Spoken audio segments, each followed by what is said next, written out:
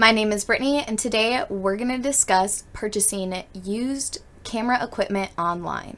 Reasons I purchase equipment used as frequently as I can is because it's generally less expensive and it creates less demand. As long as I'm purchasing something from a reputable seller and the gear is inspected when I receive it, it is generally a better experience for me than purchasing new. Places I like to shop for new camera gear include eBay, Adorama, or is it Adorama?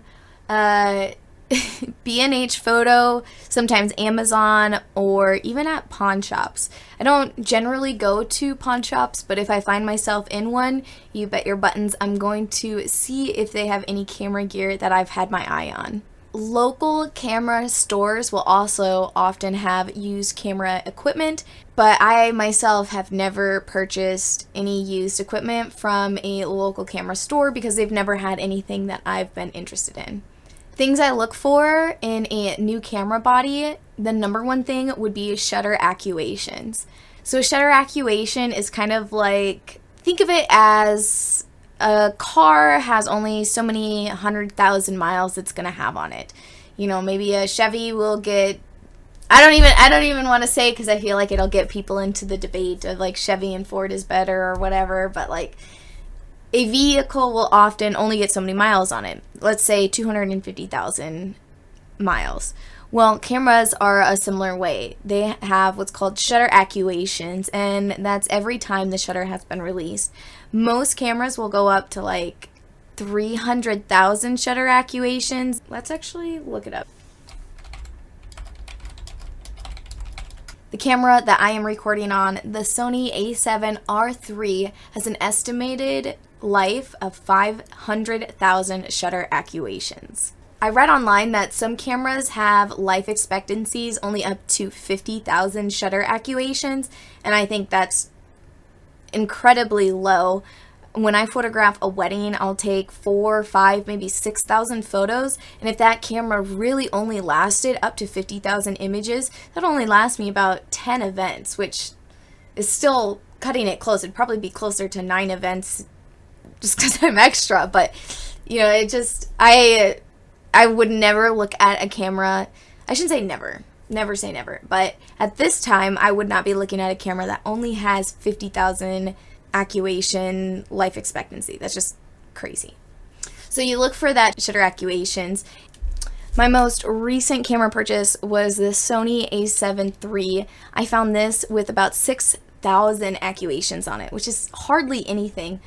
This camera originally is like $18.99 or like $19.99, and I picked it up for like $14.25. So I saved $400 or so for a used camera that actually came with 2 batteries and a battery charger, which is almost $300 worth of extras. So I am very happy with this purchase, and the camera feels extremely new to me. One of the other things that I look for when I am purchasing a camera is how worn the camera is, like the body of it itself. And of course, when you're looking to purchase something, of course you're going to look for, you know, the condition of the body. But for me, on my camera, the camera that I'm recording this on, this spot right here has been used so much. I've worn it in my hand so much that this spot is silver because the black paint has rubbed off of it. And that's going to happen all over the camera when someone holds a camera. The oils from their fingers and from their hands will rub on the camera and actually make it more shiny. So here, this camera, which has still hardly been used, I've only had it for 5 months now, it has a very dull shine, and that's because this is a matte type soft of material. But as it's held in my hand over time, a year from now, 2 years from now, this camera will have like a very like, I don't know, almost like very shiny, and it's from being held in your hands. The paint will wear off. So that's another one of the things that I look for when I'm looking for a used camera body. Of course, working condition, I would want a camera that's in perfect working condition. I don't want anything wrong with it at all. If there's something wrong with it, it's not worth it to me to purchase a used camera that needs to be fixed unless I know how to fix it, or I have I know exactly what's going to be broken with it. That's just not something that I care to deal with. There's plenty of people that do that, and that's just not my cup of tea. I want something that's like next to perfect. They just bought the camera, don't really use it much, or have an extra one laying around. Another thing I look for when I'm looking for a used camera are extras. When you purchase a professional camera, it's going to come without a battery and without a battery charger. Actually, I don't know if it would come without a battery. I'm trying to remember the last time I purchased a camera brand new, and actually, I haven't done that in a while. But I do know when you purchase these cameras new, they do not come with a battery charger. So if it does come with a battery charger, that's like, what, $100 of a bonus on top of the camera. So if you're saving 30% plus you get $100 bonus for it, like that sounds like an amazing deal, especially if it comes with extra batteries. These batteries are hella expensive, and I would never recommend using an off-brand battery in these cameras. So especially if it comes with a couple extra batteries, which these batteries are $78 a piece. That's, a really great deal. So those are some things that I look for in a used camera. When I sell my used cameras, I always save the packaging, so I'm able to ship it in its original packaging. I always save the manuals and everything that comes with the camera so that I can ship it out. And I prefer to sell my gear on eBay.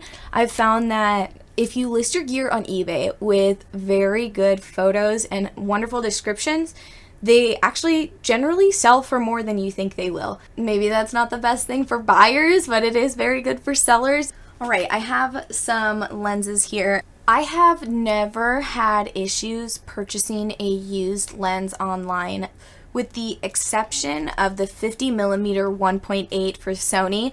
I accidentally purchased the crop lens instead of the full frame lens, so it was the equivalent of like a 71 2.8 on my full frame bodies, and I actually ended up just giving that lens away. But all of the other lenses that I actually have, all 4 of my lenses that I have are new lenses, and I'm going to tell you why I'm using new lenses right now. When I purchased my 28 to 75 2.8 Tamron, this lens was, I want to say it was $899, and they were selling used for the exact same price, maybe even a little more. And when that's the case, when everything that's used is not less expensive than everything that is new, to me it doesn't make any sense at all to purchase a used piece of equipment. I just wouldn't buy something used that's the same price as it new. Like, that doesn't make any sense. Who would do that? No one. And because this is such a new thing, no one has it used for cheaper. Now that this lens has been out for 4 years now, you can purchase this lens. You can pick it up for maybe $650, $700 used. There's plenty of people in the world that buy stuff that they don't need, and it generally takes them a little bit longer to figure out that they don't want it. Like, I'm pretty sure when I got this, it was on back order. Like, I had to wait for it to come in stock in order to get this in my hands. And when it's something that new, like, obviously you're not going to find it used at all. One of the reasons that I like shopping at eBay so much is they have a money back guarantee. If the product that you order does not match the description of the seller, you have the opportunity to send it back and get your full money in return. Granted, it's a little bit longer of a process, but eBay is on your side. I actually haven't had this happen with a direct camera gear as far as like cameras and lenses and stuff like that, but I ordered a computer and I asked the shipper, please send the GPU outside of the computer, take it out, and make sure that that part, which is the most expensive part of the computer, is safe in shipping. I knew that even if the GPU was held perfectly in place all the way throughout its trip, it was located in America somewhere, I think Illinois or something, from Illinois to North Dakota. Even if that GPU wasn't broken the whole trip there, the second it gets on this gravel road to come to my house, and it gets on those like washboard, anybody that drives down a gravel road, you know what I'm talking about, those washboardy areas. The second it goes down a washboardy area, I knew it was going to break. Sure enough, the guy sent the GPU inside the computer and it was ruined. It had a stretch fracture on it. The computer wouldn't even recognize it. Carson's computer wouldn't recognize it. My old PC wouldn't recognize it. It was causing all sorts of problems. And I was online for like probably like 8 weeks back and forth with this seller who ended up stopped communicating with me, and eBay who had to wait like a certain amount of time before they could take any action, and it was just like a long process. And that time I did get the short end of the stick. I have learned that ordering a computer online is definitely not the best idea. In the future, when it comes to ordering this kind of stuff, I'm gonna order my parts all separate. I'll get my GPU separate, my processor, all that jazz, and I'll assemble it myself. And the reason is that so many people have actually had horror stories happen through shipping, and even if you insure the computer, you have to go through the process of finding all those parts again, and it would just be a mess. I think it's best to just order all those parts separately and build it yourself. And I have the know-how to do that. There's no reason I can't. And that's actually, I mean, that's like what we planned on doing with parts of my computer. It was just easier and less costly to purchase a computer already built and put together than to buy all the parts and put them together. So thank you so much for watching this video. I hope you learned something or you had a good time, and I will see you guys in my next one.